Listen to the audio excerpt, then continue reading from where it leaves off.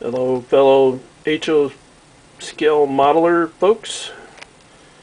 This is a KDW material handler that has been kit bashed into a much better platform for HO model railroading. I put a high-rise cab, handrails, painted, built this magnet because when you buy the KDW you get this giant 150 magnet. Now look at that. That's too big, man. Look how big this thing is compared to the cab.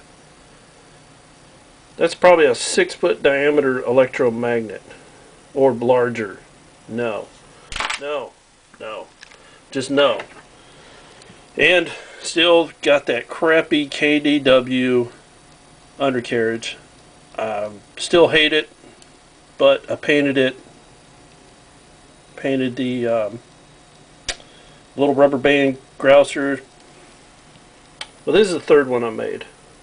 They're a lot of fun. They're easy to kit bash. Anybody can kit bash this into this. It's a little time, little styrene, little paint. The hardest thing to find was the Caterpillar paint, and it still doesn't match. My wife looked at it and said it doesn't match. So I bought like 4 different colors of Caterpillar yellow spray paint, and only one comes remotely close to this color, whatever that is. But this is the third one. I got more plans to build more material handlers. I built 2 wheeled carriers, and this is the first crawler carrier. I have another one. I'm going to build a Caterpillar multi-docker.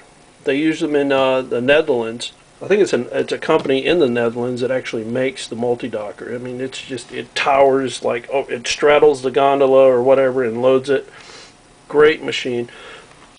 But the problem with building the multi-docker is the crawlers. You have to extend the crawlers, I mean, way out to about like right here just to get it right, because if you build it straight up like the multi-docker, it's probably going to fall over because it doesn't have enough surface down here in the crawler. So I'm on the prowl for a different crawler base to build this thing on. And a guy from Germany, Mr. Stoltz, I hope I pronounced that right, he suggested a Kebra HO scale Cat 994 undercarriage. If I buy 2 of them, I can probably kit bash them into a much longer undercarriage, and that's what I need, and that's probably the way I'm going to go. And with the 2 uppers from the Liebherr 99 or 974s, I'll build pedestal machines out of them. I'll scratch build some booms for them, and that'll be cool. But I've been working on like 3-4 different projects at a time whenever I can get out to my little hobby hole here. And one thing I definitely needed was loads for all my scrap gondolas. These are like simple to make. This is all junk I had laying around. I did find a good use for the Titchy wheel car. You can make a scrap load out of it because that's about as useful as it's going to be. The wheels never roll, and it's just, no.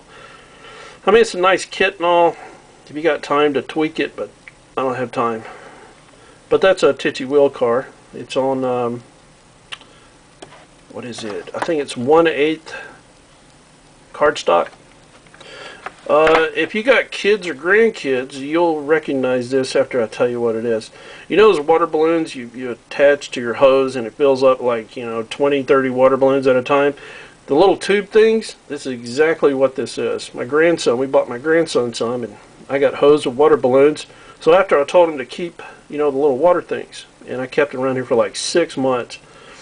And then finally one day I got bored and I was like, you know what, I'm going to make a load out of it. But with this is the same kind of plastic as the cap for super glue. And ordinary paint will not stick to it. What you got to do with these, you got to spray it with some of, what the heck is it? This stuff. You got to make it sticky. You can do the same with this matte, clear matte enamel. You spray it with that first, and then you paint it. That's after you glue it. I used Elmer's glue on this. Just put a nice layer of glue, stuck all these on there, lined them up, got them square, and that was it. I have 3 of these, four of these. These right here are nothing more than 1/8 cardstock cut up into chunks and spray painted. and glued on there with elamers. And the same thing, this is what it looks like before you spray paint. These are sawdust and glue. This is an old piece of, I think it was Luan.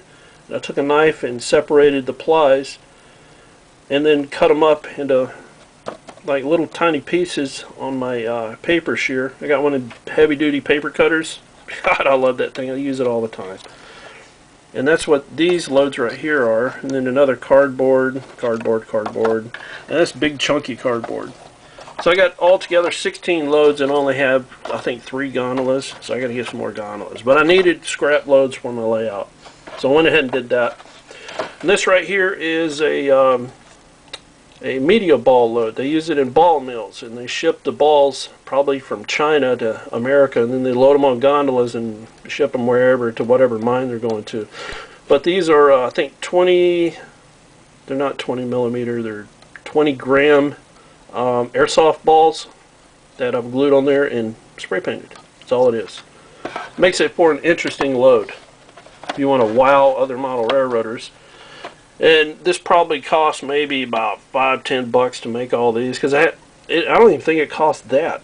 Probably just the cost of the spray paint and glue. But I had I got a giant super duper gallon jug of glue, so this like cost nothing to make these. These are all made out of scrap and just junk I had laying around. And this probably totals, gosh, probably about 3 or 4 days, just messing around whenever I can come out here and make them. But they were real fun. I plan on making more. But that's it. I'm out. Bye.